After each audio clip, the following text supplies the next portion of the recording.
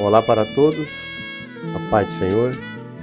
Estamos retornando aqui, os nossos estudos sobre as 7 cartas do Apocalipse. Hoje nós vamos tratar um pouco sobre a igreja de Esmirna, também considerada a era dos mártires, dos pais apostólicos. Ao fundo podemos ouvir aí o hino Quantos Fiéis, Senhor, Eu costumo mudar um pouquinho a letra do hino e digo mártires e heróis da fé, que deram a sua vida num momento tão crucial e especial para a Igreja de Jesus Cristo. Então vamos aqui dar uma olhada no que nós vamos ver aqui, Nós vamos dividir em 2 partes essa carta. Esta é a primeira, onde o Senhor ele diz que eles teriam uma tribulação de 10 dias. E a segunda parte, ainda vou fazer depois que estiver pronta a gente grava, onde vemos a aplicação da parábola do trigo e do joio dentro deste período. Aqui nós vemos a situação geográfica da cidade onde estava a igreja em Esmirna. O ponto zero aqui é a ilha de Patmos. Aqui abaixo é mar Mediterrâneo. Aqui onde está Esmirna, é o mar Egeu, e acima aqui é o Mar Negro. Então aqui da ilha de Patmos, onde estava João preso pelo testemunho da palavra, o Senhor o arrebatou em espírito e orientou que ele escrevesse 7 cartas a estas 7 igrejas que estavam na Ásia. Só essa borda aqui, costeira, era chamada de Ásia Romana. Aqui para cima temos a Bitínia, Ponto, Capadócia, Galácia, Tarsus. Então aqui era dividida em colônias romanas. A igreja de Esmirna, ela está bem aqui, numa posição muito estratégica. Ela tinha portos que ligavam diretamente à Europa, é só cruzar aqui o mar, você já cai na atual Grécia hoje. Ela era uma metrópole, a maior da Ásia, dessa região aqui. Ela tinha grandes portos e comércio com vários povos. Ali também havia uma colônia bastante numerosa de judeus. E ela também tinha exclusividade do comércio, tanto compra quanto venda, do comércio da mirra. Tanto é que nós vamos ver daqui a pouco que a palavra Esmirna, ela tem origem nesta palavra chamada mirra. Então a situação geográfica ela é estratégica e o Senhor vai usar detalhes históricos ocorridos antes dele enviar a carta para basear a mensagem que ele queria mandar a esta igreja. Então assim diz a carta que o Senhor orientou que fosse escrita à igreja de Esmirna. Está no livro de Apocalipse, no capítulo 2, do verso 8 ao 11. E ao anjo da igreja em Esmirna escreve: isto diz o primeiro e o último, que foi morto e reviveu.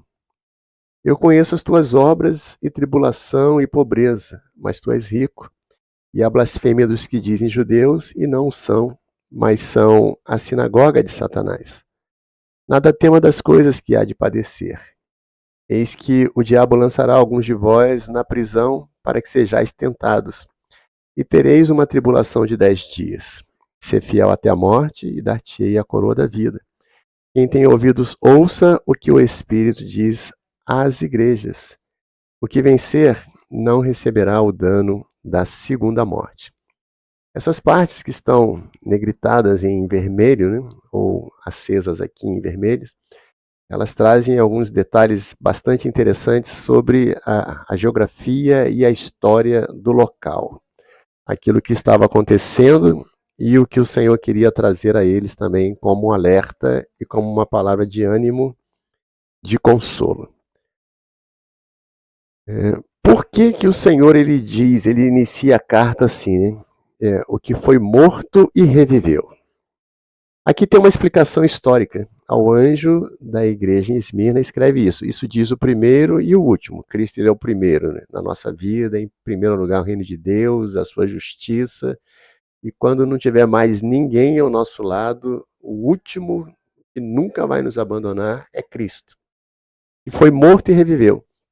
Era uma cidade que ela era muitas vezes tida como uma cidade de má sorte, porque ela foi destruída algumas vezes, né, por batalhas e por terremotos. No ano 627, ela foi destruída em uma batalha, e ela ficou assim por cerca de 200 ou mais anos, né? Então ela foi morta, destruída. Por isso o Senhor, ele diz, o que foi morto, né? Porque eles se gabavam em dizer que a cidade de Esmirna, ela havia morrido, ficou um tempo morta e depois voltou, né, a viver. E ela volta, né, ela é reconstruída por Alexandre o Grande e os seus generais, porque ele achou que a posição dela era uma posição estratégica e que ali ele poderia ter uma cidade que daria, né, base, né, ela ficaria numa rota de comércio tanto terrestre quanto marítima, né, naval, né? E depois, no ano 178, depois de Cristo, ela foi destruída novamente por um terremoto, ou seja, ela morreu.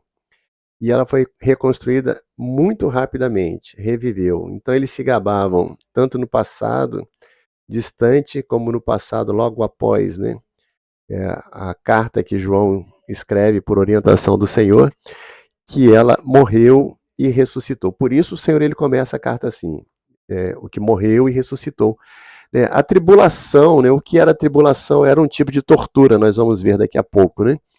Que era realizada com fardos que eram colocadas sobre o peitoral de uma pessoa. Ela era deitada, colocada uma tábua sobre ela, e ali eram colocados alguns pesos, levando ao sufocamento e até a morte.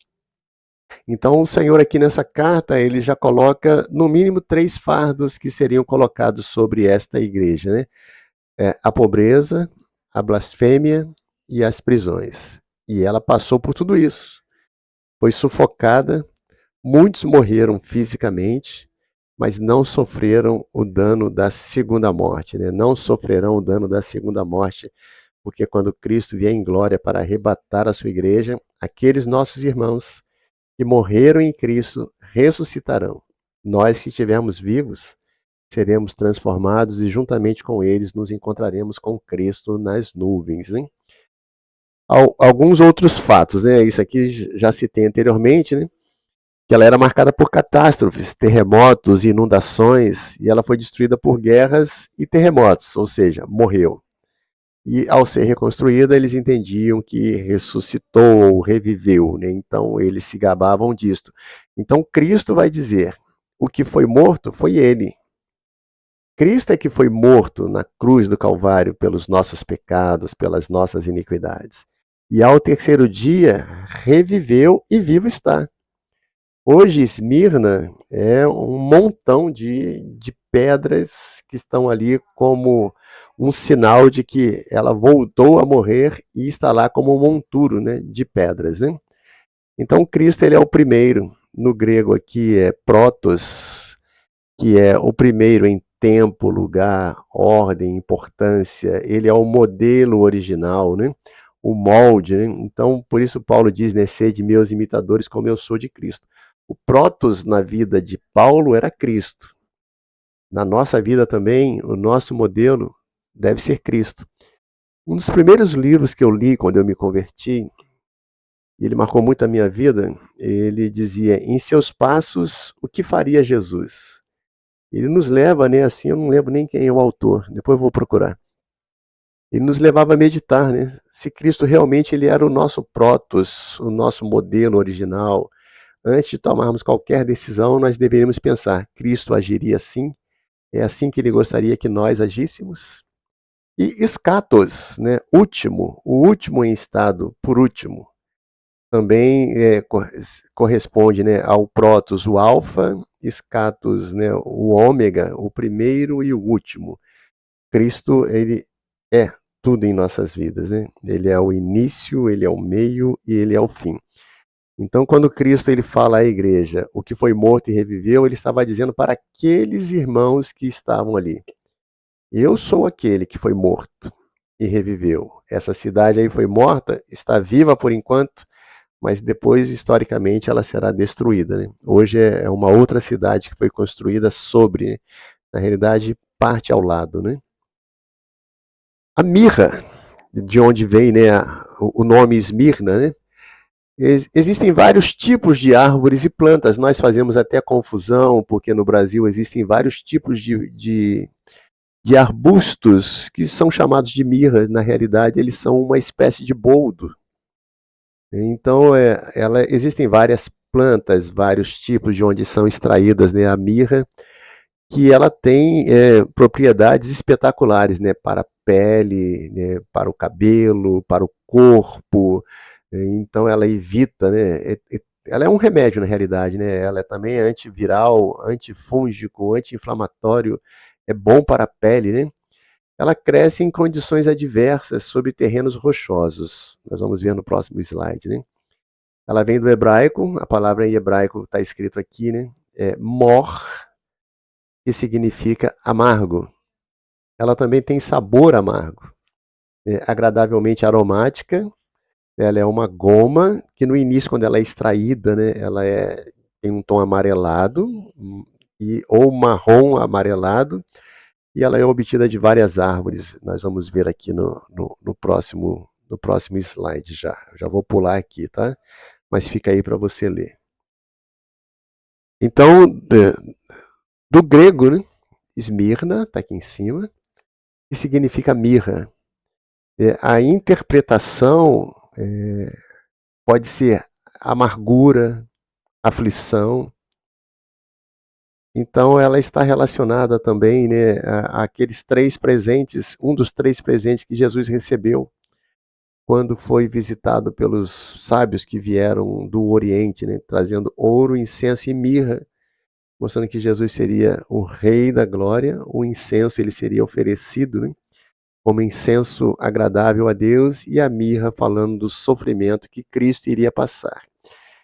Nessa semana, a gente estudando na igreja, né, as respostas da IBD, um diácono, por nome Heloísio, ele falou assim: tudo que essa igreja viveu foi exatamente o que Cristo viveu. E aquilo que muitos hoje em dia também, em vários países, né, estão vivendo, né? Então, ela representa a dor, a aflição, né, a amargura, e ela era usada também na preparação de corpos que seriam sepultados, né? Isso desde o Egito Antigo, né? Aqui eu tirei do livro da irmã Nivalda Gueiros, infelizmente já passou para o Senhor. Ela tem um livro chamado Jesus na Ecologia de Israel. Vende nas livrarias dos nossos Manaíns. Logo que exudada, né, é uma resina macia, do branco ao amarelo escuro, depois ela cristaliza, ela fica igual pedrinhas, né? E ela era vendida em saquetéis, quando amassada, né, espremida ou golpeada, pisada, né, dar golpes, ela era usada então depois na preparação de ungüentos, transformada também em líquido, né, ou usava-se o pó, e mais frequentemente, né, ela era transformada em líquido para ser usada, né, que até a forma de transporte também era mais fácil, né. Aqui vemos 3 tipos de árvores de mirra: a mirra indiana, a mirra da Eritreia, que é africana também, né? E a molmol, que também é uma mirra africana. Então são arbustos, alguns podem chegar até 3 metros de altura. E como a mirra ela é extraída? Você vê aqui à direita, tem uma mão, ela tem uma espátula na mão e ela fere a árvore. E quando ela fere a árvore, ela começa a soltar uma resina. Muitas vezes essa resina ela fica na forma de uma lágrima pingando. E esta árvore ela está ligada a Jesus, que como raiz de uma terra seca, né, aqui Isaías 52, na realidade é Isaías 53, corrijam aí para mim, eu vou corrigir. Porque foi subindo como renovo perante ele, como raiz de uma terra seca, não tinha parecer nem formosura. Olhando nós para ele, não víamos beleza, né, ou aparência alguma para que o desejássemos. Então ela crescia em terrenos, né, pedregosos, né, arenoso, com terrenos difíceis. E foi exatamente esses tipos de terreno que Cristo enfrentou no seu ministério. Quando da sua prisão, né, a palavra diz que ali Cristo suou sangue, né? O seu suor era como gotas de sangue, né? E depois os flagelos, os açoites, né? A dor que ele passou ali, né? E tudo isso foi para que nós alcançássemos vida e salvação. O Salmo 49, verso 8 diz que o preço da nossa redenção é caríssimo. Aqui à direita você vê aqui 1 litro de óleo de mirra, $6.000. Então ela é caríssima, né? Imagina nos tempos mais antigos, né? Hoje você consegue extrair através de maquinários, né, de indústria, né? Antigamente não, era bastante artesanal, então era muito mais caro ainda, né? Então essa árvore ela é ferida. Mais uma vez aqui, agora está correto, né? Isaías 53:5 diz: mas ele foi ferido por causa das nossas transgressões, moído por causa das nossas iniquidades. O castigo que nos traz a paz, pelas suas pisaduras, né, que é o processo de preparação da mirra, né, pelas suas pisaduras fomos sarados, né? Então a mirra também ela era usada como um remédio que poderia ser tomado e que também poderia ser passado sobre ferida e para preservação, né, da pele, principalmente daqueles que viviam em regiões desérticas, né? Então a mirra ela também tinha esses atributos, essas funções, né? Então 3 tipos de mirra, né, que nós vemos aqui. Não devemos confundir com a mirra que tem aqui no Brasil, alguns arbustos, como já disse, que na grande maioria são tipos de boldo, né, que é uma erva amarga que minha mãe achava ser a melhor erva para qualquer dor que a gente tinha.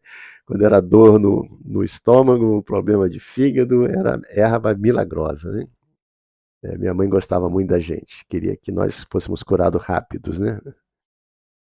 Então as correlações, né, que nós vamos ver hoje, 10 ondas de perseguições, que a igreja de Esmirna ela começa aproximadamente no ano 100, com a morte do último dos apóstolos de Cristo, que foi João, e ela vai até o ano 313, quando Constantino ele assina o Edito de Milão, ou o Edito da Tolerância, onde cessam, né, as perseguições, né, aos cristãos, né?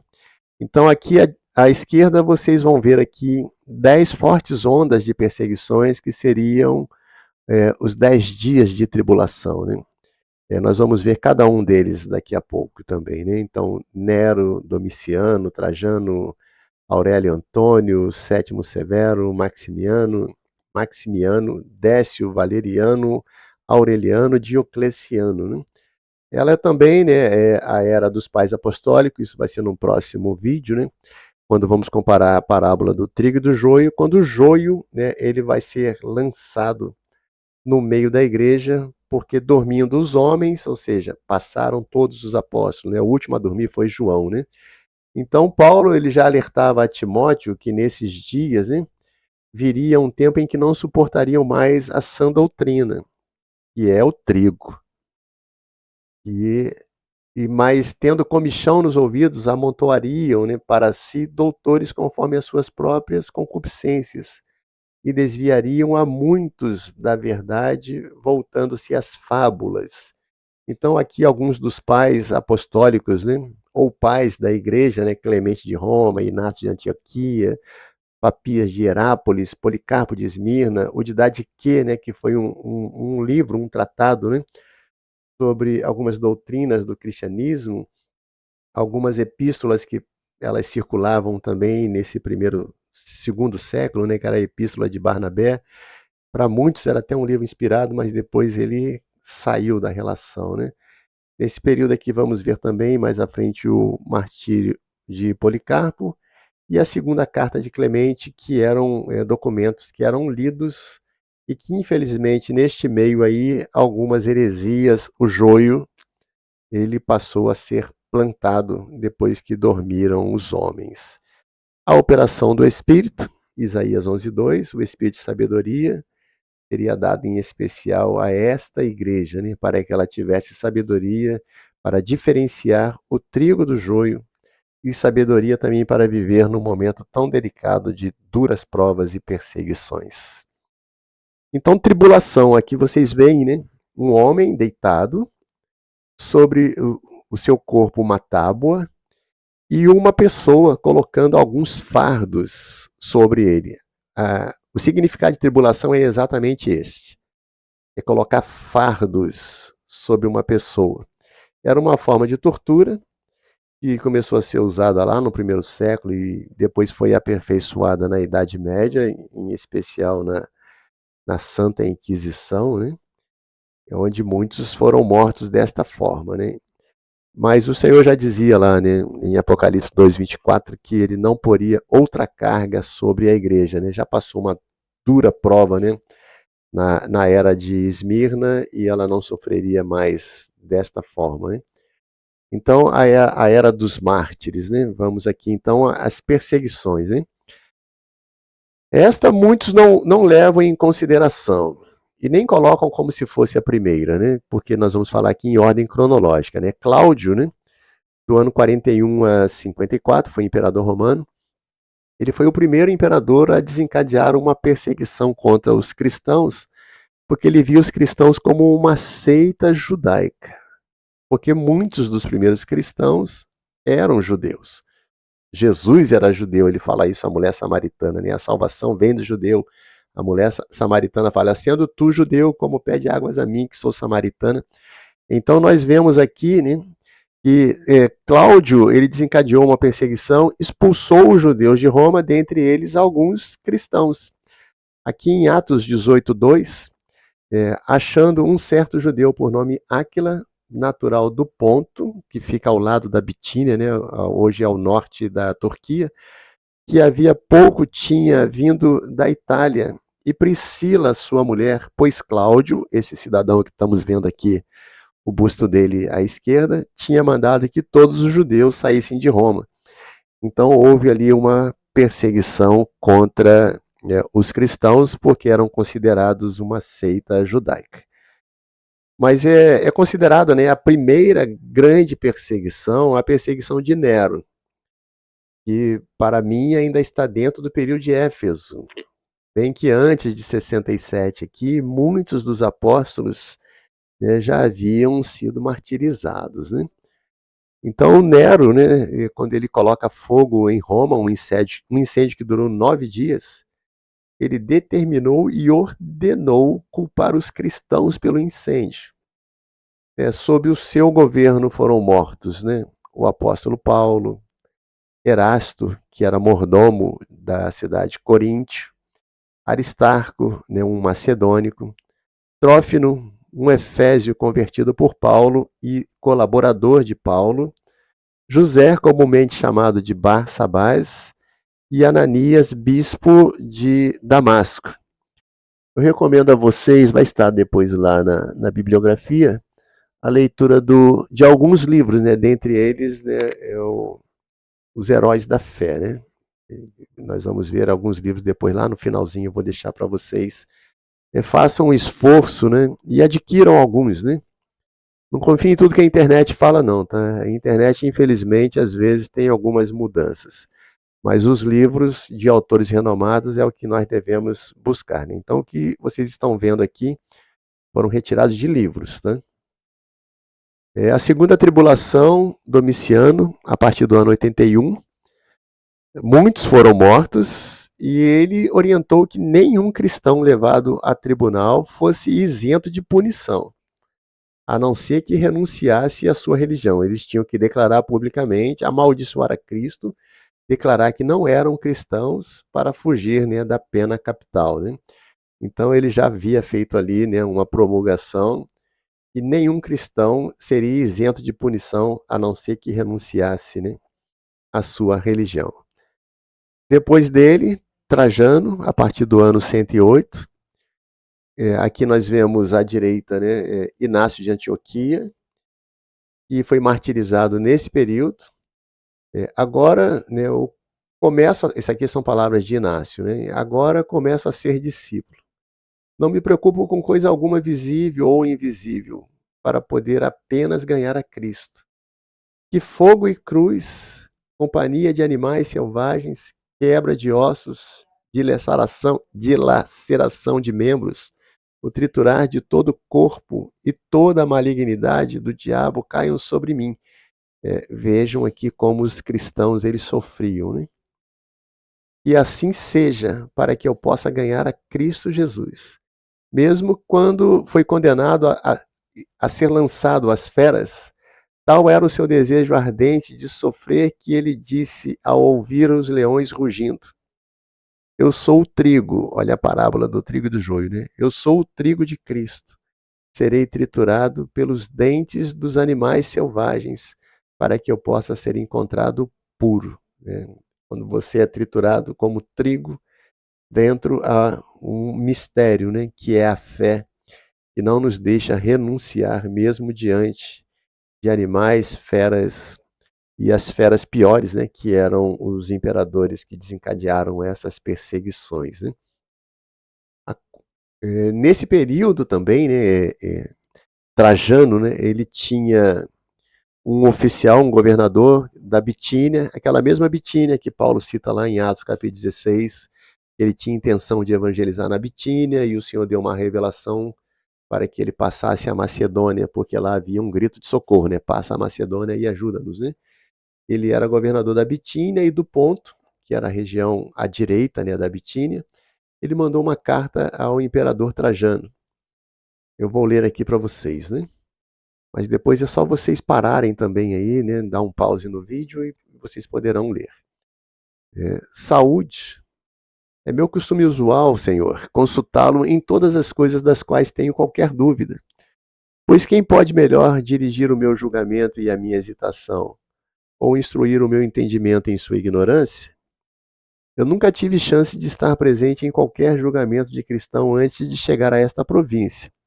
Estou, portanto, perdido e determinado qual o assunto corrente, quer de inquérito ou de punição, e que duração qualquer um deles deveria ter. Aqui, reticências é porque a carta ela foi cortada, tá? Ela é um pouco mais extensa. Enquanto isto, este tem sido o meu método a respeito àqueles que foram trazidos a mim por serem acusados, né? Eles foram acusados de cristãos, então eles foram levados diante de Plínio. Então, esse era o método, né, que ele usava, né? Perguntei-lhes, eram cristão? Caso declarassem culpado, eu os interrogava uma segunda e uma terceira vez, com a ameaça de pena capital, ou seja, pena de morte. Caso a perseverança obstinada, né, eu ordenei que fossem executados. Os que não recuavam, declarando ser cristãos, eram mortos. Um libelo, aqui que era uma lista anônima, né, ela foi publicada contendo os nomes de muitos que negavam que eles eram ou tinham sido cristãos, né? Por medo, né, saiu uma lista lá de alguns que disseram que não eram cristãos. E invocavam os deuses como ordenei, os deuses grecos romanos, né? Os deuses pagãos, né? Dos pagãos, que ordenei que fizeram, e rezavam para a tua imagem, que é a imagem de Trajano, né? O imperador, ele era um deus, com incenso e vinho. Além disso, insultavam a Cristo, enfim, coisas que eu tenho ouvido que jamais um cristão seria compelido a fazer. Veja que Plínio já sabia, né, que um cristão verdadeiro ele não negaria a Cristo de jeito nenhum, não rezaria a imagem do imperador, não blasfemaria contra o nome de Cristo, preferindo antes, né, ser morto, né? Então, achei adequado, né, dispensar estes. A totalidade do crime ou do erro dos cristãos se baseia nisso. Olha o crime dos cristãos, né? Eles estão acostumados a se reunir antes do dia amanhecer, já faziam madrugada naquela época, e a cantar hinos a Cristo como a um Deus. Botou Deus em minúsculo porque para ele Cristo não era Deus, né? E os que adoravam a Cristo eram chamados por eles de pagãos. E se comprometer através de juramento a não cometer qualquer maldade, a não ser culpado de furto, ou roubo, ou adultério, a nunca falsificar a sua palavra, nem se negar a devolver um penhor quando solicitado a fazê-lo. Quanto a essas coisas eram feitas, era o costume deles se separarem, então os cristãos se separavam, se dispersavam, depois voltavam a se reunir para uma refeição inofensiva, que era a ceia do Senhor, né? da qual participavam em comum sem qualquer desordem, né? Então devemos fazer tudo ordeiramente, né? Já era um exemplo dos cristãos naqueles dias, né? Então Plínio mandou essa carta a Trajano e Trajano respondeu. Então, daqui a pouquinho nós vamos ver no próximo slide, né? Mas dessa última prática acerca da ceia, né, de praticar desde a publicação do meu decreto, pelo qual, de acordo com as minhas ordens, proibi tais assembleias. Desde aquela época já estavam proibindo o ajuntamento ou a reunião dos irmãos. Após um relato, julguei mais necessário examinar e, por tortura, 2 mulheres que diziam ser diaconisas, mas não tendo descoberto nada, exceto uma má e excessiva superstição. Ser cristão naquela época, adorar a Deus, era superstição. Suspendendo, portanto, todos os processos judiciais, recorro a ti para aconselhar-me. O número de acusados, olha como o número de cristãos estavam crescendo naqueles dias. O número de acusados é tão grande que foi necessária esta séria consulta. Muitas pessoas estão sendo denunciadas de todas as idades e classes. O cristianismo estava em todos os lugares, né? O cristianismo verdadeiro, né? E de todos e de ambos os sexos. E muitos ainda serão acusados. O cristianismo era contagioso, né? O contágio dessa superstição não tem atingido apenas as grandes cidades, mas também as cidades menores e o campo. No entanto, parece-me que pode ser contido e corrigido, né?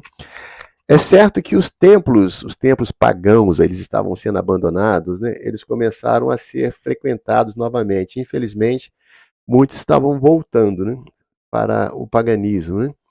E as solenidades sagradas, né, aos deuses pagãos, né, após um longo intervalo, estavam sendo revividas.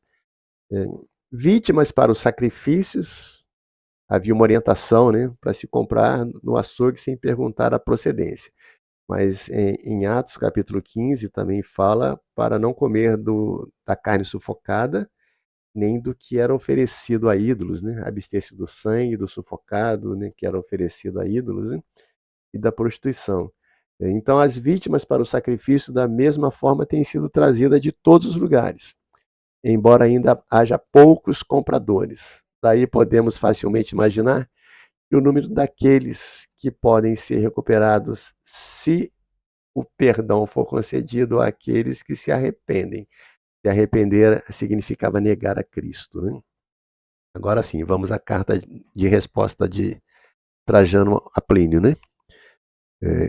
Assim diz o imperador a Plínio, né? Você agiu corretamente, meu caro Plínio, na pergunta que me fez a respeito dos cristãos, pois realmente não há uma regra geral que possa ser prevista para ser aplicada a todos os casos. Essas pessoas não devem ser procuradas. Se forem trazidas diante de vocês, estiverem convictos que seja aplicada pena capital. Então, convicto de ser cristão era pena capital, era morte. Mas com essa restrição, veja a astúcia aqui do adversário, né? Que se alguém renunciar ao cristianismo, evidenciar sua sinceridade suplicando aos nossos deuses, por mais suspeito que tenha sido no passado, que seja perdoado do seu arrependimento. De que adianta ganhar esta vida aqui, né? Vida terrena, e perder a vida eterna, né? Mas os libelos anônimos em nenhum caso deve ser levado em consideração, pois este é um precedente muito perigoso e perfeitamente incongruente com as máximas da nossa era, né? Ele não queria nada de denúncia anônima, né? Esse testemunho, né, ele é relatado aqui, que Pedro, na sua primeira carta, ele já dava uma instrução para esses irmãos que estavam vivendo esse período onde muitas vezes eles tinham que ser chamados e tinham que ali confessar, né, a sua fé, né? Então, na primeira epístola, já pulando aqui para a segunda linha, né, na primeira epístola de Pedro, né, que foi interessada aos pais destes santos sofredores, né, possivelmente a alguns dos que ainda estavam vivos, não é improvável que Pedro tenha trabalhado entre eles pessoalmente. Assim, eles foram ensinados e encorajados de antemão a dar ao governador romano a razão de que há neles, e com mansidão e temor, né? Esse até é um termo que é usado na apologética, né, que é a defesa da fé. Né? Eles deveriam responder com mansidão, com temperança, a todos aqueles que fizessem qualquer pergunta sobre a fé. Né? Então, as cartas de Pedro, elas são espetaculares nisto, né, porque elas orientavam os cristãos a como responder diante desses julgamentos, onde muitos, né, não teriam escapatória, ou seja, já sairiam do julgamento para os mais tipos cruéis, né, de martírio, né, de morte. Então, o martírio de Policarpo também, que teve nesse meio, aqui também é um pouco extenso, mas é bom para nós, né, porque ele foi martirizado dentro do período do reinado, né, quando Marco Aurélio, né, ele foi o imperador sobre Roma, né. Então aqui o título é Ser Fiel até a Morte, né. Aqui o autor, né, ele transcreve aqui do diário, né, de Policarpo. O dia estava quente, as autoridades de Esmirna procuravam Policarpo, o respeitado bispo da cidade. Elas já tinham levado outros cristãos à morte na arena. Agora uma multidão exigia a morte do líder. Policarpo saíra da cidade e se escondera na propriedade de alguns amigos no interior. Quando os soldados entraram, ele fugiu para outra propriedade. Embora o idoso não tivesse medo da morte e quisesse permanecer na cidade, seus amigos insistiam que ele se escondesse. Talvez com temor de que a sua morte pudesse desmoralizar a igreja.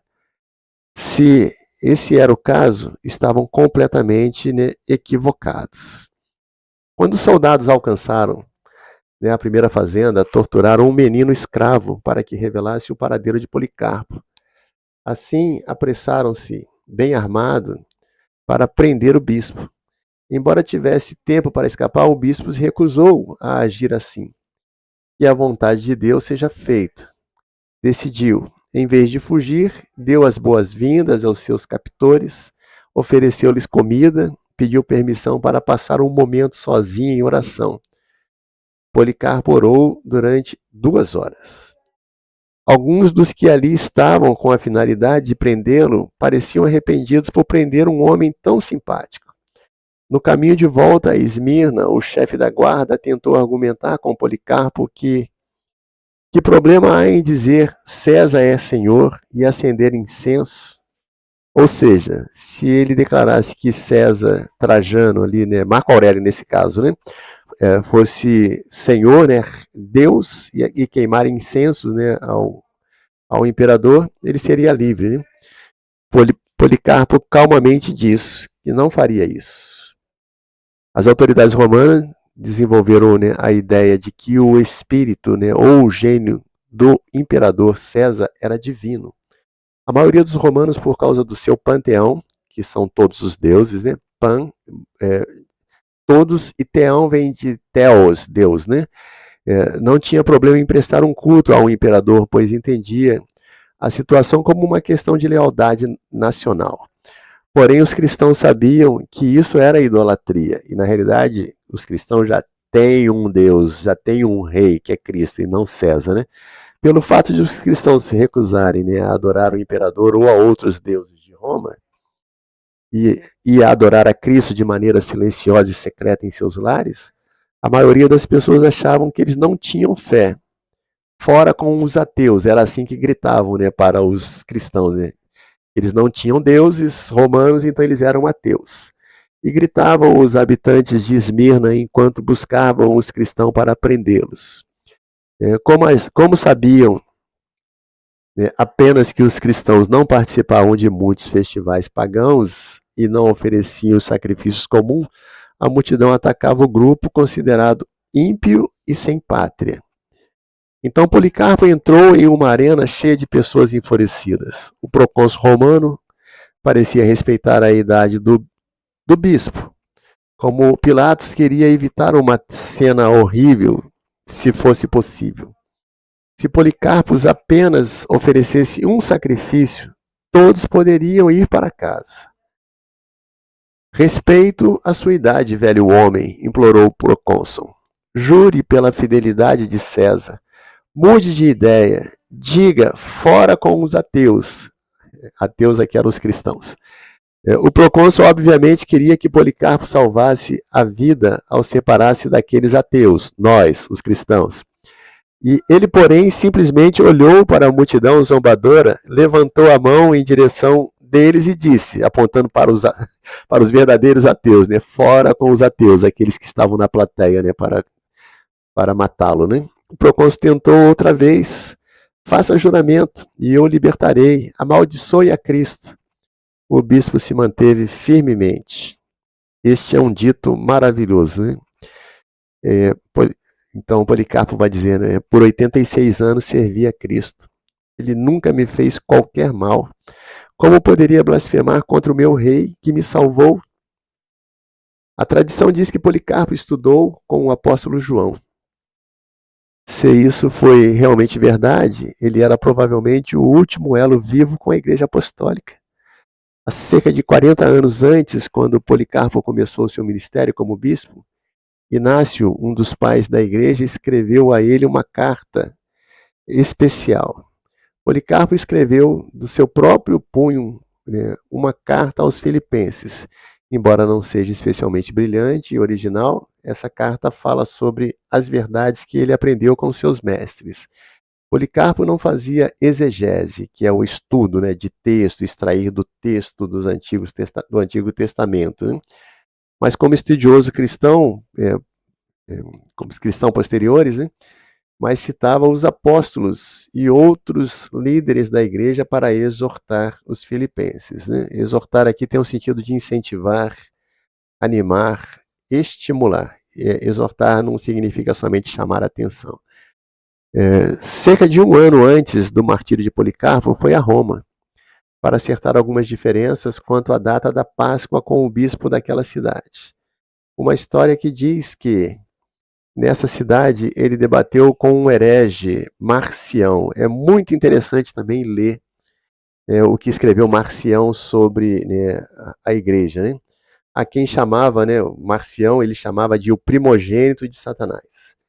Diz que diversos seguidores de Marcião se converteram com a sua exposição, né, dos ensinamentos dos apostólicos, né? Então ele perseverava na doutrina dos apóstolos, na comunhão, no partir do pão, nas orações, né? E converteu muitos, né, que eram seguidores do herege Marcião a Cristo. Este era o papel de Policarpo, ser uma testemunha fiel.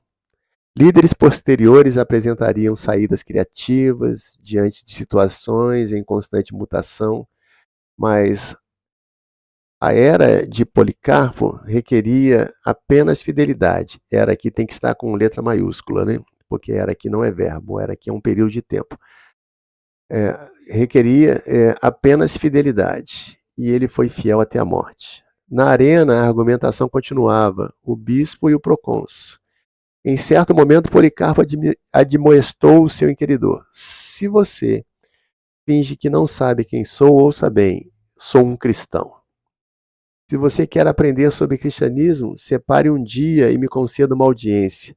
O procônsul ameaçou jogá-lo às feras. Policarpo disse, pois chame-as. Se isto fosse uma mudança do mal para o bem, eu a consideraria. Mas não posso admitir uma mudança do melhor para o pior. Ameaçado pelo fogo, Policarpo reagiu. Seu fogo poderá queimar por 1 hora, mas se extinguirá. Mas o fogo do julgamento que há por vir, esse julgamento é eterno, né? O procônsul com certeza vai participar desse fogo eterno, né? Por fim, anunciou-se que Policarpo não se retrataria. O povo de Esmina gritou, este é o mestre da Ásia, pai dos cristãos, o destruidor dos nossos deuses, que ensina o povo a não sacrificar e a não adorar. O procônsul ordenou que o bispo fosse queimado. Policarpo foi amarrado a uma estaca, o fogo foi ateado. Contudo, de acordo com testemunhas oculares, o seu corpo não se consumia. Conforme o relato dessas testemunhas, ele estava lá no meio, como carne em chamas. como um pão sendo assado, ou como o ouro e a prata sendo refinados em uma fornalha. Sentimos o suave aroma semelhante ao incenso, ou ao de outra especiaria preciosa. Quando um dos seus executores o perfurou com uma lança, o sangue jorrou e apagou o fogo. Este relato foi repassado às congregações de todo o império. A igreja valorizou esses relatos, começou a celebrar a vida e a morte de seus mártires, chegando a coletar os seus ossos e outras relíquias. Em 23 de fevereiro, todos os anos comemoram o dia do nascimento de Policarpo no reino celestial, que foi o dia da sua morte. Nos 150 anos seguintes, à medida que centenas de outros mártires caminharam fielmente à morte, muitos foram fortalecidos pelo testemunho deste bispo fiel. E que nós também, hoje que estamos ouvindo aqui, lendo, que nós também possamos nos espelhar, e termos este testemunho como um exemplo para as nossas vidas. Então aqui está uma das arenas romanas, todas eram muito parecidas, o Coliseu em Roma, o anfiteatro em Cartago, em vários outros lugares tinham a mesma engenharia. Então aqui vemos um grupo de cristãos já nas cruzes, sendo espetáculo queimados, outros aqui ajoelhados, orando e sendo fiéis até a morte, recebendo das mãos de Cristo a coroa da vida. Quinta tribulação, Vítor, bispo de Roma. No ano de 201 ele foi sacrificado. Leonídio, pai de Orígenes, foi decapitado. Irineu de Lyon, Perpétua e Felícia foram até comentadas recentemente numa EBD, no ano 205, na cidade de Cartago, que fica no norte da África. Calixto, bispo de Roma. Urbano, bispo de Roma. Ser bispo de Roma naquela época não era fácil, não. Então, Sétimo Severo, ele também desencadeou uma perseguição contra os cristãos e muitos foram martirizados. Maximiano, ou Maximino, na Capadócia, que fica na atual Turquia, o presidente Seremiano fez tudo o que pôde para exterminar os cristãos daquela província. Inúmeros foram mortos sem julgamentos, enterrados aos montões numa mesma cova. Martina, uma virgem nobre, bonita, e Hipólito, um prelado cristão, amarrado a um cavalo selvagem e arrastado até a morte. Já vou deixar aqui a recomendação também para vocês lerem o livro Nas Catacumbas de Roma. Também está na bibliografia no último slide. Sétima tribulação, Décio, Fabiano, bispo de Roma, foi a primeira pessoa eminente que sentiu o rigor desta perseguição. Ele foi decapitado em 20 de janeiro de 250 depois de Cristo, do ano 250 depois de Cristo. Então, ele foi só o primeiro, vários outros. Valeriano, no ano 257, levantou uma perseguição tão atroz que durou 3 anos e meio, que muitos consideram, como 3 anos e meio é o período da grande tribulação, muitos consideram que também foi uma grande tribulação naqueles dias. Cipriano, bispo de Cartago, na África, foi morto. Sexto, esse é o nome dele, bispo romano também foi martirizado. Nona, Aureliano, Félix, bispo de Roma, em dezembro do mesmo ano, ou seja, de 274, foi morto. Um jovem por nome Agapito, que vendeu toda a sua propriedade e doou aos pobres, ele foi detido, torturado, decapitado em Praeneste, que era uma vila, uma cidade vizinha a Roma. A 10ª tribulação, Diocleciano. O seu governo foi marcado como a Era dos Mártires, iniciada em 23 de fevereiro de 303 d.C. Diocleciano e Galério não se contentavam em queimar os livros cristãos. Também mandava derrubar as igrejas. Inúmeros cristãos foram detidos, encerrados, encarcerados.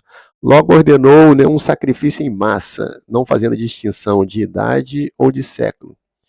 Foram 10 anos de intensas perseguições. Ele pensou haver exterminados, né, todos os cristãos e ordenou que cunhasse uma moeda em homenagem a esse feito dele, né, que todos os cristãos tinham sido mortos. Né. Aqui é do livro As Catacumbas de Roma, acabei de citar, né, que vocês também possam adquirir. Diocleciano Jovio, Maximiliano, Hércules, César Augusto. César Augusto é título, né? Império Romano aumentado por todo o Oriente e Ocidente. O nome cristão que estavam derrubando a República Romana, apagada. Então aqui embaixo em vermelho, né, nomine cristiano delecta est. Aí que eu aprendi que deletar é latim, né, é apagar, né, destruir, né. Então ele mandou cunhar uma moeda ao último cristão. Pelo visto ele errou, porque eu sou cristão, estou falando com vocês aqui, vocês que estão ouvindo também são cristãos. Cristo lutou em nosso favor, né? E nos preservou. Então essa moeda foi cunhada, né? Um outro, né, relato aqui também das catacumbas de Roma é sobre um diácono chamado Alexandre. A esposa dele, né, escreveu nas catacumbas em Roma. Alexandre morto não está, mas vive acima das estrelas. Seu corpo descansa neste túmulo. Terminou a sua vida sob o imperador Antonino, que, prevendo que adviria grandes benefícios dos seus serviços, pagou o bem com o mal. Porque quando estava de joelhos e prestes a adorar o verdadeiro Deus, foi levado à execução. Que triste tempo no qual, entre ritos e orações sagradas, mesmo em cavernas, que eram nas catacumbas onde eles se reuniam, né, não estamos seguros. O que pode haver de mais desgraçado do que tal vida e do que tal morte, quando não podemos ser enterrados pelos seus amigos e parentes, mas brilham no céu? Daniel fala sobre isso, né? Daniel capítulo 12, né? Que aqueles que são justos no Senhor brilharão como estrelas na imensidão, mas brilham no céu.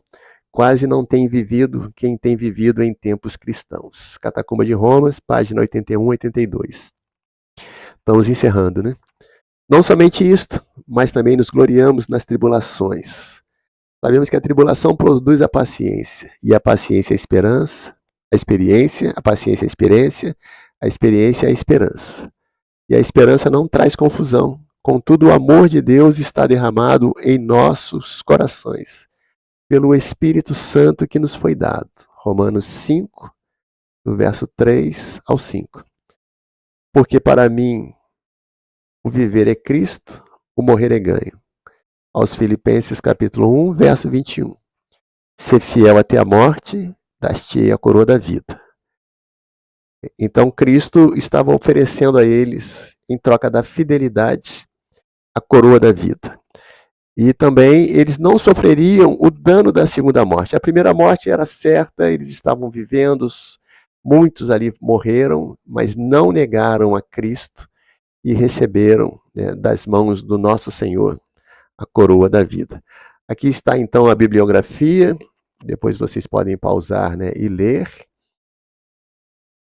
E no nosso próximo assunto, dormindo os homens, ou seja, morreram os apóstolos, veio o inimigo e semeou o joio no meio do trigo e retirou-se. Então, encerrando o período de Éfeso, né, com a morte de João, o último dos discípulos, o discípulo amado, veio um inimigo e semeou o joio e se retirou. Então, nós vamos ver a partir daqui, né, no próximo vídeo. Eu sei que foi extenso, mas você pode parar, rever quantas vezes for necessário, né? Pode retirar as suas dúvidas também. Estamos aqui, né, à disposição para esclarecer. É só entrar em contato. Amém? A todos a paz do Senhor Jesus.